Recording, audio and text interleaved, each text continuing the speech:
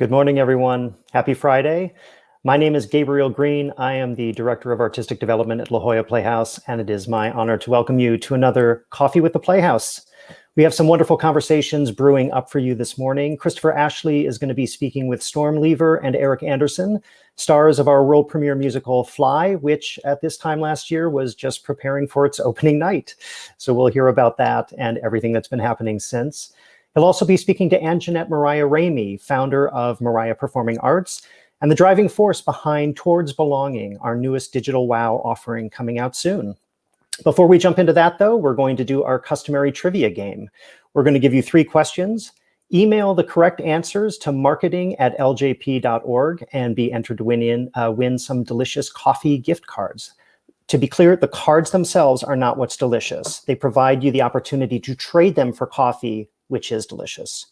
All right, here we go. Trivia question number 1. Anjanette Maraya-Ramey worked on what 2018 Playhouse production? As always, keep an ear out. The answers to these questions often come up during conversation, so if it's not striking you immediately, listen up and you might hear the answer. Let's go to question number 2. Eric Anderson, who was our Captain Hook in Fly, is married to Jessica Rush, a veteran of what Playhouse show? This was a show that I believe appeared in the season before Fly, if that helps you narrow down which musicals might have been in that season. All right, final question. Which Donna did Storm Lever play in Summer, the Donna Summer Musical? All right, as always, write down those questions, write down the answers, email them to marketing@ljp.org. You'll be entered into the drawing for the $10 gift card. All right, now it is my great pleasure to introduce you to our Managing Director, Debbie Buchholz. Good morning, everybody. I'm Debbie Buchholz, the Managing Director of La Jolla Playhouse. Thank you, Gabe. I'm always so excited when I know the answers to Gabe's questions, but I don't get the free coffee card. But in any event, welcome to Coffee with the Playhouse. It's a pleasure to have you here today.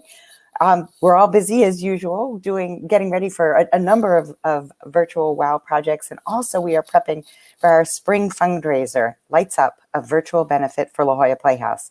This exciting event is going to raise vital funds for the Playhouse for our new play development and education programs. And we're hosting a special screening of it for subscribers on Friday, March 19th at 5:30 p.m. So instead of coffee with the Playhouse, we're going to have cocktails with the Playhouse. And you'll hear from some of the featured performers from that event today. So without further ado, it is a pleasure to introduce Christopher Ashley, our very own Rich Family Artistic Director of La Jolla Playhouse, to kick off, there we go, the conversation with some really exciting artists. Welcome, Chris. Debbie, thank you. It's good to see you this morning. Good to see you. Good to see you all. I want to tell you about our first 2 guests today. We have 2 acclaimed actors who have starred in our production of the musical Fly, which Debbie was talking about almost a year ago, Storm Lever and Eric Anderson. Storm also appeared in the Playhouse production of Freaky Friday, and she was Duckling Donna in Summer, the Donna Summer Musical, which she later also performed on Broadway. Eric has innumerable credits, Broadway, including Pretty Woman and Waitress, The Last Ship, Rocky, Kinky Boots, among many others. He's also been seen on film and TV in The Greatest Showman and Elementary and The Good Wife. So please welcome to the screen, Storm and Eric. Good morning. Good morning. Good morning to you both. Great to see you. Good to see you too. We're about a year into the shutdown, and we're about a year after Fly finished its run was interrupted midstream. I have to say the process for mid-flight is very nice. I'm gonna turn to the 2 of you for the witticisms. I'll just set up the balls. So I think the process for that show was of making it was kind of extraordinary, and every bit of it I peeked in on. There was like an amazing discovery being made, incredible kind of collaborative work. Could either one of you talk a little bit about some of your memories of making that show? It was such a crazy experience. I think Eric can speak to this too, because it changed so much from when we started it to what we ended up opening with. I would say even my audition sides were a completely different script and material than we ended up on the first day versus the last day. And it had a tech experience like I've never had before, where those of us that had to fly in the show got permission to come in early. So we ended up having, normally there's 2 days, maybe 4 days of a 10 of 12. And for those of you that don't know, 10 of 12 is when you rehearse you're available for the 12 hours of the day, and you have 2 hours off for breaks. And this show required 2 weeks of consistent 10 of 12s, which I have never personally experienced, but it's because there were such big technical elements, because the Playhouse wanted to be extra safe with the flying elements and the huge set pieces. It was a lot of moving parts, but we managed. Eric, anything you want to add there? A lot of bells and whistles. Yeah. Well, on top of that too, I mean, we were in Neverland and in La Jolla, and this time of year, anywhere else it is still winter, except it's not in Neverland, aka La Jolla. Tons of bells and whistles. I mean, the pirates are off sword fighting over there. The trees are dancing and drumming over there, and then meanwhile storms up in the air. So I mean, I would imagine any Neverland experience is not going to be subtle. And we it was a pleasure. It was an absolute pleasure, and it still feels like a dream. Notably too, because of how quickly we had to stop. Yeah, I think we've got some clips from the show. Maybe give everybody a little taste of Fly. Fly high as you can to the heavens, high as you can to the sky. I can't believe it. I'm flying over the land, the sun or sky. Never remember, you fight, you live, you run, you soar, you fly.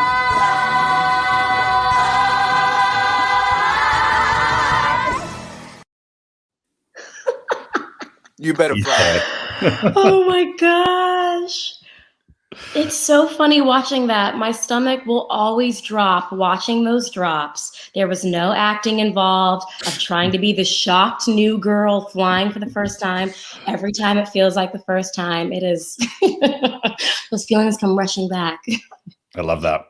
So we're both kind enough to join us in performing for the upcoming fundraiser. How did it feel to be back, in this case shooting, but back with other performers making new art again? How was that? I feel like it was one of the most normal things I've done all year. It was like all of a sudden, oh, here's what I'm supposed to be doing. I mean, I've been, my family moved here because my wife Jessica was in a show that closed in Tina on Broadway, and so when that closed down, she and my kid came to live here under the roof of the La Jolla Playhouse, gratefully. But I've been a dad full time, and I've been homeschooling my kid and teaching her how to ride a bike and collecting teeth as they fall out here. But to be able to do that all of a sudden, I feel like my old self returned, and I fell into it so easily that it was so fleeting, and so it happened so quickly. I didn't want to let go. It was really special, and I'm really grateful that I had the opportunity to do that at the top of a more hopeful year. Mm-hmm. I agree with that. It felt like we're turning a corner, right? We've been all in lockdown. We've all been quarantining. And I feel like to me, it was that sign of we're seeing the other side of this. We're seeing the light at the end of the tunnel. We're on our way out. And yeah, for me, it's coming back onto the Playhouse grounds. This is the show that the theater that I met you at, Chris, the first show that I did, you were the director of. It gave me my partner of 4 years. It gave me my Broadway debut. It was the home of where I've spent a global pandemic. And so much life has taken place at this theater for me. It's given me so much, and being able to return after such a difficult year was just, it felt like coming home again, which was really nice.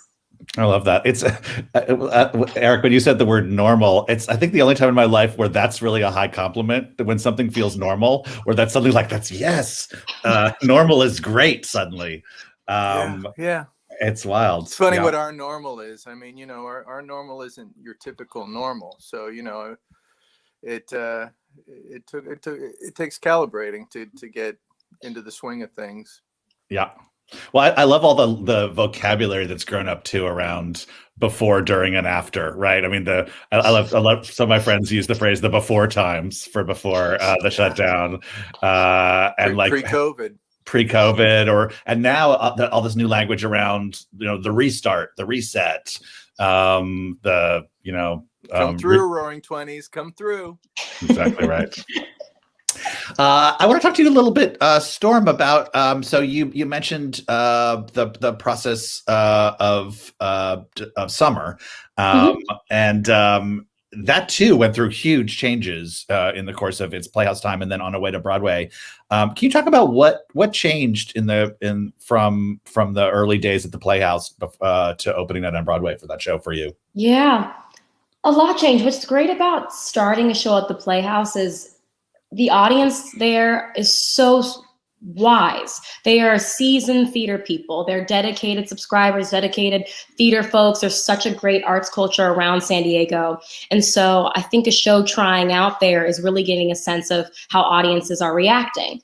And so we really got a sense of what jokes landed, what jokes didn't land, what beats work, what moments people want to sit in more, what moments we can surpass and maybe get back to the disco. And so a lot of recalibrating of how we want to tell this woman's story, what the tone of the story want to be. And I think they kept coming back to the celebration, that we want to understand Donna's life and give them a taste of what she actually went through. But what is incredible about her was the power of this music and how much this music lets people want to party together. And a specific change that happened that I miss from the Playhouse.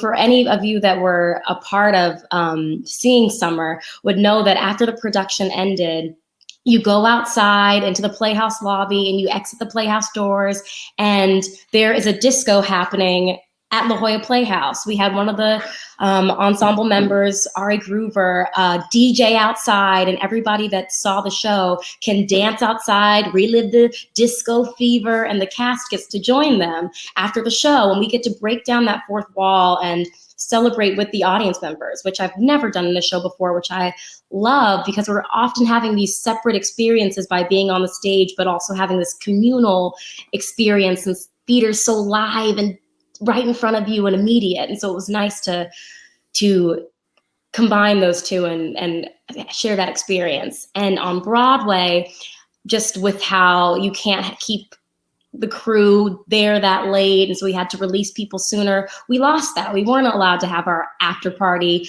disco moment, which I really thought served the show. And I know the La Jolla audiences really responded to, yeah, getting to join the party with us. You're dancing in your seats. You want to be able to continue that party afterwards. So that was something that changed that I missed from the Playhouse production.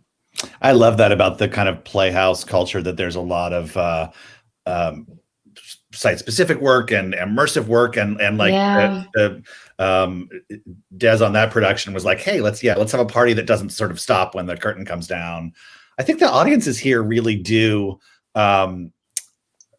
enjoy watching a new musical take flight, and then they enjoy watching all the changes as that show goes off into the world and hits New York or national tours or international. And there's a lot of pride in like, hey, we were part of giving birth to that show. I love those conversations in the lobbies and in the aisles with audience members. I'd love to do one quick shout out to our board. Eric mentioned that he's been living in Playhouse housing with his family, and Storm, you spent part of the year living in the housing, and that's possible because in the sort of the last financial crisis in 2009, our board led a kind of initiative to buy 24 apartments with the specific thought of like, hey, it's going to anchor artists here in La Jolla with us. So the fact that we've been lucky enough to have you here all year, and I feel like you're the little dose of art every week that I get to enjoy. So thank you for being here, and thank you to our board for making that possible. Thank you so much. You guys have kept us safe, and more than that, safe and sane during this time. So it's more than I can never give back what you guys gave us. So thank you. Yeah, family for life. I love that. So as things do seem like they're looking up in so many different ways, sort of around the country, and also for theater. Can you talk a little bit about how do you think about how to do the after times, right? I mean, how are you, like, what are the as sort of freelance artists, how do you kind of position or launch yourself into the new world that's coming? I can speak to that a little bit. Oh, go ahead. Eric looks stunned by the question.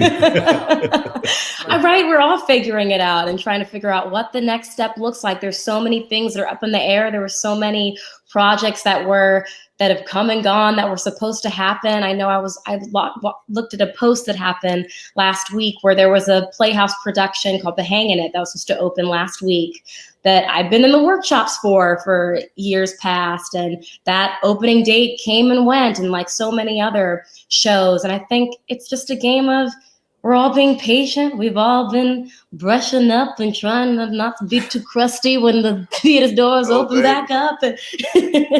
Give me your tips, because they like a little crust. That means it's authentic and I'm real. On that. Character man till I die. It works for you, Eric. They'll never lose it. It does. I was in a CVS the other day, and I don't think of CVS as joyous places, but they had a line of people who were getting their vaccine, and there was so much joy in the room and just anticipation, and like it's the first time I've ever seen like actual ecstasy in a CVS. Well, it's been a long 10 years this past year. Yeah, absolutely true. Well, I'm gonna let them usher you both backstage, and we're gonna bring Anjanette to the screen, and then I'm gonna pull you back a little bit to talk about with the audience and some Q&A. So, thank you to both, to Storm and to Eric, and let me give a little introduction to Anjanette Maraya-Ramey. She's worked with a Playhouse in many capacities. She was on staff, actually, at one point. She's been a visiting artist. There she is. Look at staff picture with Anjanette in the bottom left-hand corner. She's been a visiting artist. She's now the creator of our digital WOW production of Towards Belonging. And she's just recently become the founder of the Maraya Performing Arts Center, a brand new arts and dance studio in Chula Vista. And she's a really extraordinary advocate for the arts and social justice in San Diego. So welcome, Anjanette, to the screen. Hi, thank you. Thanks for having me. It's a delight to have you here. So in a moment, we're gonna look at a clip from the project you made for Digital WOW. But before we do, can you tell us a little bit about the inspiration for Towards Belonging? Yeah, the inspiration is community, really. I grew up in South Bay, San Diego. It's a under-resourced area of San Diego, and I was really drawn to a site in southeastern San Diego, which is in District 4. It's in the Diamond District, and there's a site called Writer's Block, and it's one of the only legal graffiti yards in the country. There's a lot of beautiful murals there, and it's just an inspiring and unassuming place. So I wanted to make a dance theater piece there. I actually choreographed something there for trolley dances in 2018. Pre-COVID times. So the before times, I choreographed something there, and I wanted to see how I can take that piece and make it for film and do it during COVID. So I just wanted to make sure that it it was a piece that spoke to issues that I care about, which is racial equity and resource development for, by, with BIPOC artists. So our whole entire creative team are BIPOC. The dancers are all BIPOC, and I wanted to make sure that it was a reflection, a true, authentic reflection of the community and local artists. Fantastic. So maybe we can take a little look at that clip. On the other side, I stand as I am. Oftentimes, I have felt like a foreigner that truly never belongs, an outsider peering in from the outside. Never quite enough as I am, not enough of one thing, but too much of another. From childhood, I have been told I don't belong, and to go back home, but how do you go back home when you don't know what home is and where home is?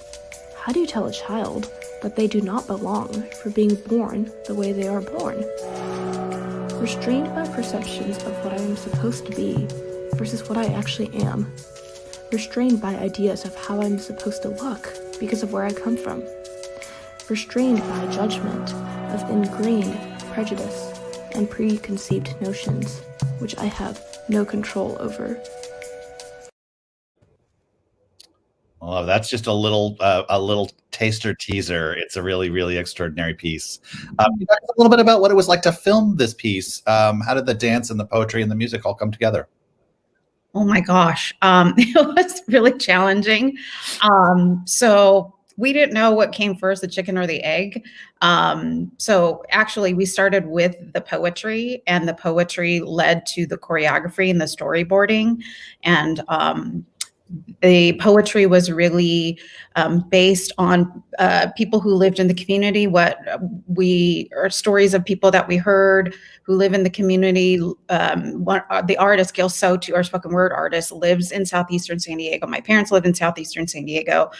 So we started with the concept of the site. It was designed originally to be immersive. So if we did have a real audience they were traveling throughout the site. So we thought of all the different locations within the site. It's a 10,000 square foot graffiti yard, and they have all these different murals and then different buildings within the site. So the poetry and the site really helped lend itself to the actual choreography. And the choreography was basically one or two phrases that were theme and variation. Theme kind of acting as a through line to mirror solidarity, and then variation of the movement phrases that the dancers then kind of tweaked was supposed to sort of mirror their identities, how they identify. And a lot of them identify, they're at the intersectionality of gender, race, ethnicity, class, all those different things. So I let the poetry and the dancers really kind of help shape a lot of the film. It's one of the amazing things about the digital work that you're doing and that the Playhouse has been doing, that you can have an idea and the time from there to the audience is experiencing it, you can count in weeks and months, not years, right? So much of what we do is developed over many, many years, and this digital work can be so much more sort of impulsive and responding to the exact moment we're living in, which is very exciting. Yeah, absolutely. And we were, thinking about time. You all have been so gracious in saying there's no deadline because there's no opening night, or we're not in a 10 to 12. We don't have a 10 out of 12 rehearsal, and we're not working with equity rules or anything like that. But we did have a time frame in terms of the access to the site. It was a very, very tight window. We only had 2 weekends to film. The dancers aren't hourly because of the new law, AB 5. We did not have running water or electricity on site, so we had to bring porta potties and running water. So we had to literally pump water with our feet and wash our hands. We needed a dedicated COVID manager on site to manage all the symptoms and temperature check and sanitize everything. And then we had to make sure that we were filming in inclement weather. It rained one time and we had to stop for a minute. It also got dark and it felt like camping. We were literally like putting up pop-up tents and to make dressing rooms, and we brought lanterns out to try to, have the dancers change back into their normal clothes. And so it was an adventure for sure. So we felt like we had a lot of time, but at the same time, we didn't have a lot of time. A lot of time in terms of there's no opening night or deadline, but also limitations in terms of we only have this amount of hours with the dancers and this amount of hours with the site, because the site then started construction the following weekend. All of a sudden there's like potholes in front, and we're like, oh my gosh, we had no idea. So the process mirrored exactly the pandemic of what we're going through, constantly pivoting and adapting and not knowing what's going to happen.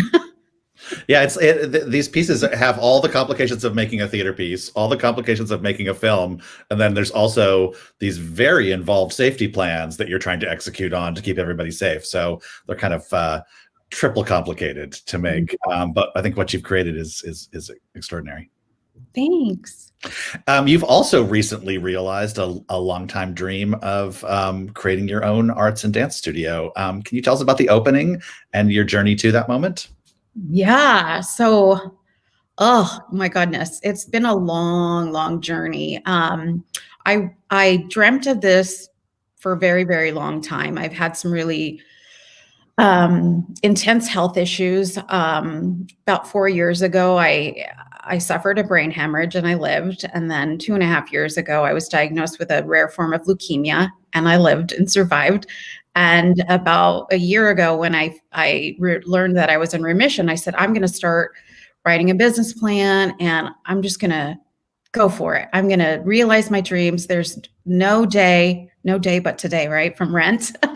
There's no day but today to just do what you lived to see, the change you lived to see. So I signed a 5-year lease on this space in my hometown of Chula Vista and just dreamt of everything I could possibly do.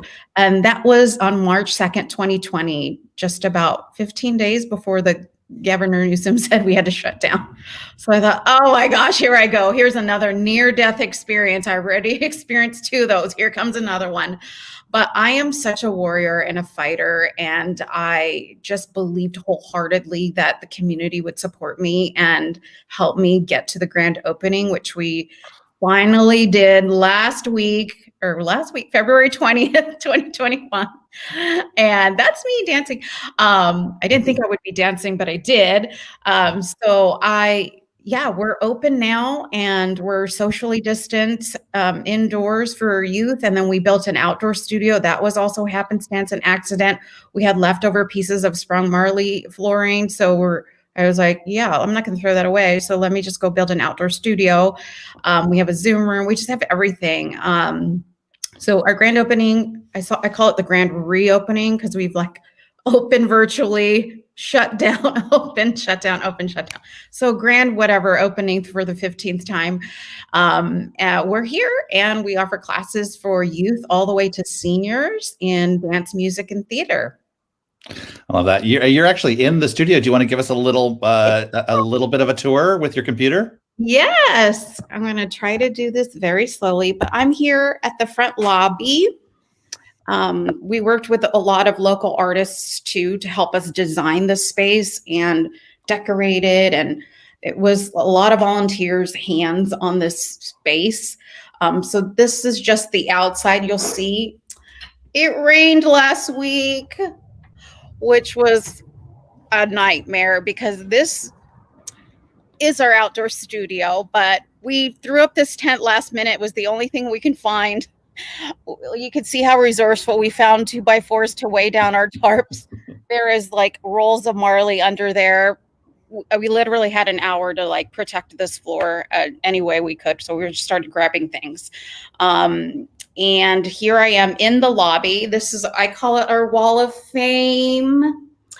It's our beautiful teaching artists. I'm so proud of our teaching artists. We have teaching all local artists, teaching contemporary, modern ballet, breaking, whacking, which is a very popular style that was invented in the disco era by the LGBTQIA community in the club. So we teach whacking.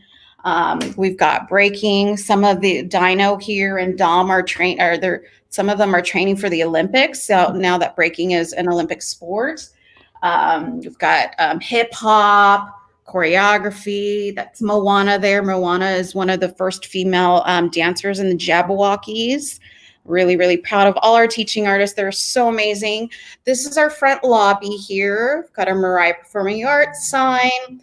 Got the clear plexiglass. Normally I would be wearing a double mask, but I'm alone today, which is very rare. It's usually bustling with kids and families in here. And then we have just a splash of color here and there. And we worked with my friend Jessie Harris, who's a production designer. She works with Nate Burkus and Living Spaces. So she helped me pick out the colors and everything. And this is one of my favorite features is we have ventilation. I know Debbie was saying equity is really getting hardcore on ventilation. So if y'all want to rehearse, we've got a great spot here. So we have this roll-up garage door. And what's nice about it is that we can put we put chairs out in these parking spaces here. And so parents or observers can see what's happening in rehearsal or in the space. We've got a whole new HVAC system. So all new ventilation, brand spanking new. And another one of my favorite features is the high vaulted ceilings. So I don't need to turn the lights on during the day because we have high vaulted ceilings with 2 skylights. It's really it just feels so, you just want to create in here. And then we just added a new ADA restroom. And we just, we put some of our artists in here, some of our projects. And we also have some cool merchandise. So we've got masks for sale. And then lots of sanitation stations, I call them. So you'll see lots of Clorox wipes and this is my favorite, Microban. This is the bomb right here. 24 hours, kills the virus. Lots of sanitation, like almost every 3 feet, because we have a lot of kiddos that come in here. I'm just going to slowly walk upstairs without tripping. We have this little corner. It's my private corner. Sometimes some of the kids will come here and just do their homework while they're in between classes. And then we've got an upstairs mezzanine. This isn't in use just yet. It's actually a rehearsal space for Cypher State. And there are a breaking crew, and they rehearse here and practice here and train. This is our office. But we're rarely here because we're actually downstairs teaching or dancing. And our Zoom room. So we have 2 Zoom classes. One is a creative movement class for toddlers. And then we have a breaking class for youth. We have a 4-year-old in a breaking class. It's really, really cute. And then we have our sprung Marley floor here. And then from upstairs, you can see our giant parking lot. And that is where we had the grand reopening because we had about, I'd say, 75 people. And so we asked everyone to bring their own lawn chair. We had live performances. Everybody was masked. Everybody was screened. And so we were able to figure out how to do live performances. We had a spoken word artist, youth singers, dancers. We had my dad sing the national anthem of the Philippines. So it was multi-generational, disciplinary and safe and outdoors. So that's our spot. Hope you can come through anytime, take a class. Let me know. I love that. That's an extraordinary space. So congratulations. Hey, let's bring Storm and Eric back to the screen and have a little freeform conversation. And maybe Gabe, you want to join us as well, and you can keep an eye on what's happening in the comments and keep on feeding us questions as well. Welcome back when they join us. In the meantime, hello, Gabe. Good to see you. Back to me and Anjanette. Anjanette, I have one more other question. Hey, welcome back, Storm. Hello. Let's talk a little bit about activism, starting with Anjanette and then anybody else who wants to join in. So you've had a kind of extraordinary life in advocate for the arts in San Diego. You've been on the San Diego Arts Commission. I'd love to know what you hope for in terms of local government funding, especially for small organizations, those run by BIPOC artists. What are you hoping for? What are you pushing for? Well, I've always been pushing for equitable funding, particularly to under-resourced communities led with BIPOC. I encourage government to look at other funding sources besides the transient occupancy tax, TOT, which is from the hotel tax dollars. So if that's the only source of revenue that's funding arts and culture general operating funds, it's not enough. And I've been saying it many, many, many, many years. The policies are very antiquated, and there are other sources of revenue from general fund or even now cannabis tax. Where's all that tax money revenue going to? And I think it's important to say how critical the arts are in terms of public safety, education, economic development. I think we're not using the correct vernacular to reach the elected officials. When they say arts for art's sake, they're like, oh, that's a non-essential. But it is essential to education, economic development, and recovery, and public safety. Those are their words that they would use. So I always advocate for those things, why the arts are critical. And then I would encourage government to, to incentivize maybe PWIs, predominantly white institutions or larger institutions, to collaborate with BIPOC small organizations, just like the Playhouse has done with Mariah. I just feel like, like Eric said, family for life with the Playhouse. I feel that same way with the Playhouse, being the company manager there from 2008, working with y'all as a choreographer and Chris on the squirrels. See, I said the answer. The squirrels. Oh, wait, there's a picture of squirrels. I think of Anjanette wearing a little bit of a squirrel costume. That was such an interesting process, figuring out, how does a squirrel move? Yay. So the Playhouse has been I'm a squirral. I'm a squirrel. Okay. I mean, honestly, working with the Playhouse and staying close, we've just kept in touch over the years, and they've been so good to me. And I just feel like, encouraging PWIs and small arts organizations and or local BIPOC to continue to work with each other and share resources. And it's not just, the Playhouse commissioning me for a project or hire me to do a project. It is, I can call Gabe anytime. I can call Eric, Nicole, Amy, Chris. Your resource in terms of your human capacity is also available to me, just like the housing was available to Storm and Eric. So that it's not just like, hey, we're hired. It's not a transactional thing. It's a transformational thing that we are sharing beyond just financial resources. We are sharing, assets. And this helps our community grow beyond just that one-time thing. And it's not, I want government to know that the arts are essential, and that funding, we need to find other sources of funding to ensure that artists, particularly BIPOC, who have not received historically, have been systemically marginalized and have not received large portions of the government funds, that they get more. And that might mean some of the larger institutions get less. I'm sorry, I hate to say it, but I'm just a truth teller. And like it might take, I always say, you take a little bit from the top, you give a little bit more to the bottom. And then this is how we get equity. This is how we get equity, because those who have will be fine, and those who don't have are not going to be fine.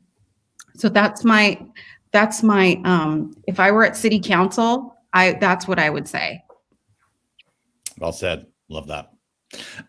Gabe, before I toss it over to you for some of the audience questions, we actually have a little bit of a clip of Eric also doing a piece for the upcoming fundraiser, I think.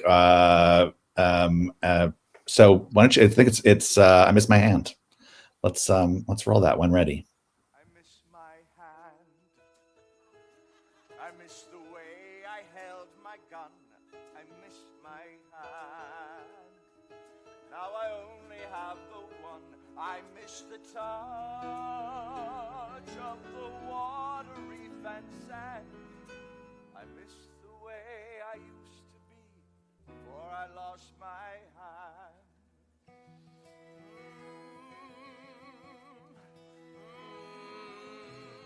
Every last reminder fills me with malaise. The sound of one hand clapping echoes through my days. I love that. Yeah, the sound of one hand clapping. We've heard a lot of that this year. So It still echoes through my days. Absolutely.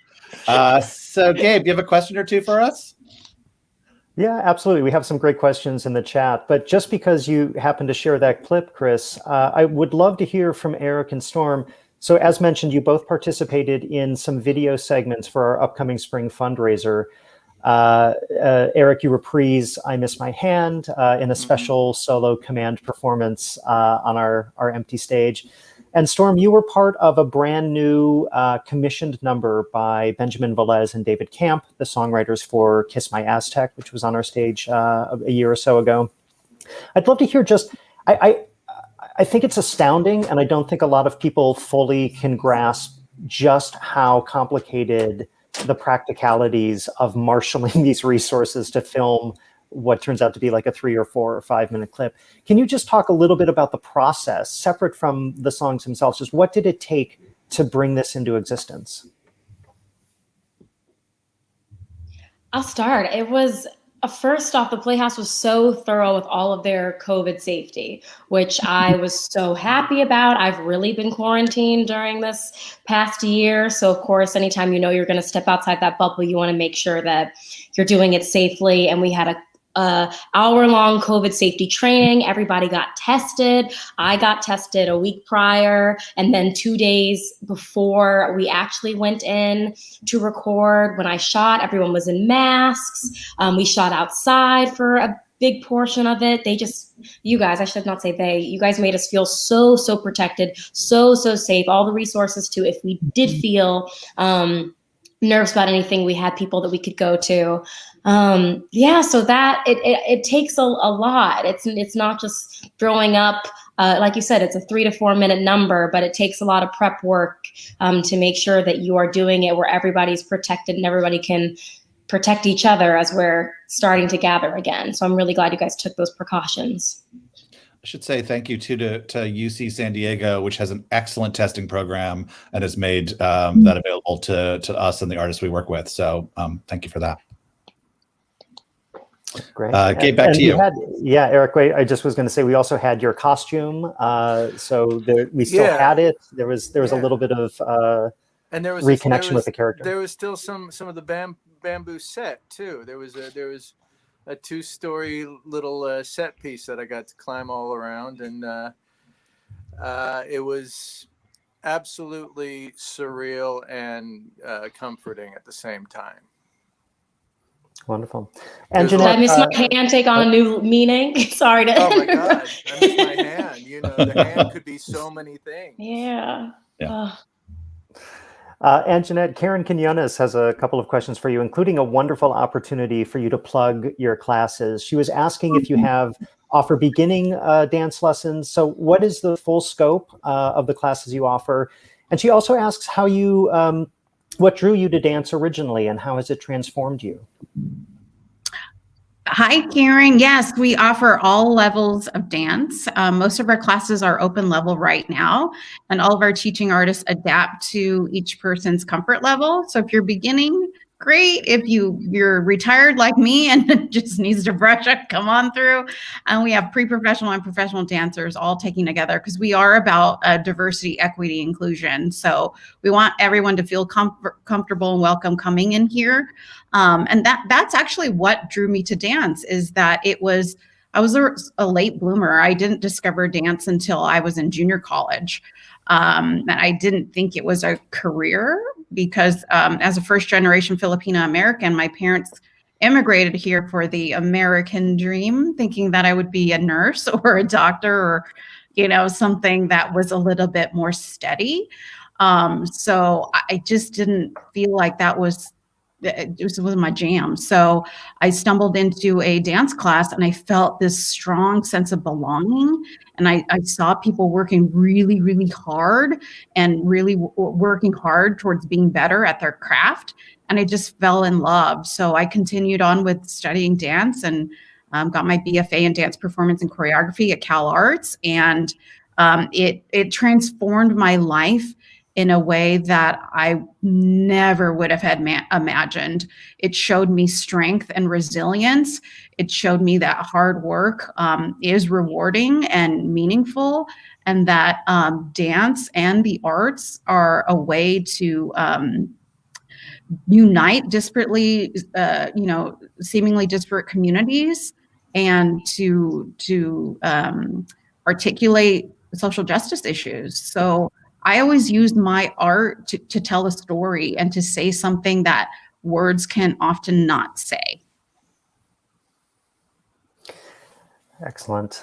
I do want to shout out a comment. Mark Sykes, who flew in from London to San Diego and saw performances of Fly 6 consecutive nights, and therefore I think is the Fly super fan. Wanted to ask Storm to elaborate a little bit about the process of learning to fly, I suppose. Like what was the training like? What was involved in making that moment of magic happen? Yes. Hi, Mark. Oh gosh, it was a big part of the initial audition. I remember our Isabel McCalla, who played our Tinkerbell, talked about in her audition, they had her hold a plank and see how long she can hold it for to test her core work. And so it was a lot of that. It was a lot of, we had 2 wonderful professionals that came in and helped us master the flying. Me and Lincoln, who played our Peter, flew to Las Vegas a couple months before we started the production to start training. And there we got just the little hang of things, and the swing of things. And just started to master what kind of core strength it's going to take to hold ourselves. It is a lot of pressure on your hips and you want to hold yourself upright. We had a physical therapist come through and give us training tools, or we had one of those giant medicine balls. And the goal was to build yourself up to where you can hover on the medicine ball and not fall over at all, where your core and your center is that tight. I never mastered it. Or it's that tight where you can hold yourself upright. And I'm going to say from my character, Wendy's constantly learning. So it was in character for me not to master it, just really method like that. But Lincoln and Isabel, I know, did a really good job of it. And really, they were when they weren't in rehearsals and they happened to have a day off. I know our Tinkerbell, who's in the air the entire show, was at the Pilates studio every single day, training that core and making sure that she has the muscle capacity to protect herself, because it's a lot of pressure on that region and you want to make it look effortless. And one last quick thing, as you can see in that video that we played earlier, there's a moment when Lincoln's leg touches me and you go flying around, and you have to be able to navigate yourself and figure out how to turn your momentum so you can get yourself back upright towards the audience, because nobody wants to see your backside sing the song to them. So yeah, it was just a lot of figuring out how to maneuver yourself in that harness, and they gave us ample time to do it. We were taken from our rehearsal in the studio when we were learning the show a week before tech to start learning some of the flight elements, and our understudies worked on the script in the other room while the three of us that were up in the air started practicing that flight work. So it was a lot of training, but hopefully it looked effortless. It felt fun. It felt amazing. And yeah, it was something I'll never forget, flying in a show. And Eric, were you watching the whole time going, I'm so glad that's not me up there? Yeah, I'm glad I didn't have to focus on my muscle core at all. My eyebrows to do the talking. And boy, did they. Even just watching that clip from earlier, I remember as the dramaturg on the show seeing so many preview performances, just watching that clip, I had the old muscle memory of holding my breath when you three did that cross. Oh my God. Just hoping you and that me like, both. And they would Yes, move. exactly. They would move so fast through the air sometimes. I mean, it was breathtaking, especially just in getting the patterns and the movement right for it. Because if you're going to be going from A to B and in a whiz, it's got to be. You can only practice it so many ways. Indeed. Nobody lost I a do. I do want to shout out another question. Anne Rubowiak, and Anne, apologies if I've butchered your last name, had tickets to see Fly the day after we shut down, and asks if there are any plans to restage it or any word on the future of Fly. Storm, Eric, do you want to jump into that? Well, Storm answer? and I will do it at the apartment, at the housing here. I mean, Anytime you need. two-person Come to my version. studio. Yeah, exactly. My 6-year-old knows most of the songs by heart, so I mean, we can see what we can rustle up. I think that's a genius idea, kind of multi-generational, site-specific chamber production of Fly. Yeah. I mean, it'd be nice, I know they still have, there's a lot of costumes and a lot of set pieces just in holding right now. So fingers crossed. And the only thing I would say, I have no real specific information to share. I would just say that I have a strong belief there'll be a rich and amazing life for that show through the years. For sure. So stay tuned. Barring the chamber version, the two-person chamber version over in La Jolla, stay tuned for more national plans. I also want to say, just before I turn it back over to Chris to wrap up, if you missed any part of this conversation, or if you're curious about any past performances of Coffee with the Playhouse, fantastic interviews with a wonderful array of artists, subscribe to our YouTube channel. You'll be notified anytime new content comes up. There's a wealth of old material available. So dig back into the archives and enjoy some other conversations.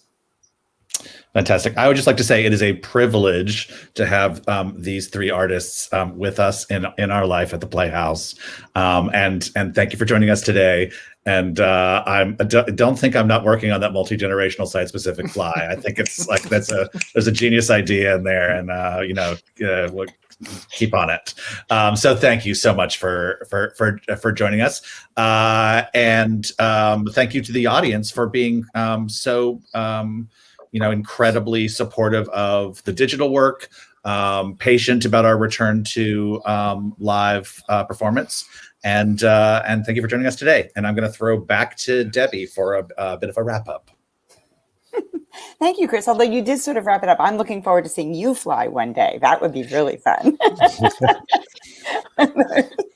I wonder how your core muscles are. But in any event, thank you all for joining us. Thanks, our amazing and incredible guests, Eric and Storm and Anjanette. It was so wonderful to hear your thoughts and feelings about the Playhouse and to hear what you're doing. It is exciting. We hope all of you out there will take part in the Playhouse's wonderful virtual WOW offerings. There's still a lot of digital work that we are doing. At this point, you can still see Spittin' Truth to Power while Light Leaping for the People, the Society of Wonder, and You Are Here. They're all free on our website. So thank you for joining us today. Have a wonderful weekend. We're looking forward to seeing you at the next Coffee with the Playhouse on April the 2nd. And also for our subscribers, hopefully seeing you at Cocktails with the Playhouse on March 19th to see our virtual fundraiser. So thank you. Thank you for your continued support. Have a wonderful day and a wonderful weekend, and we will see you soon. Take care.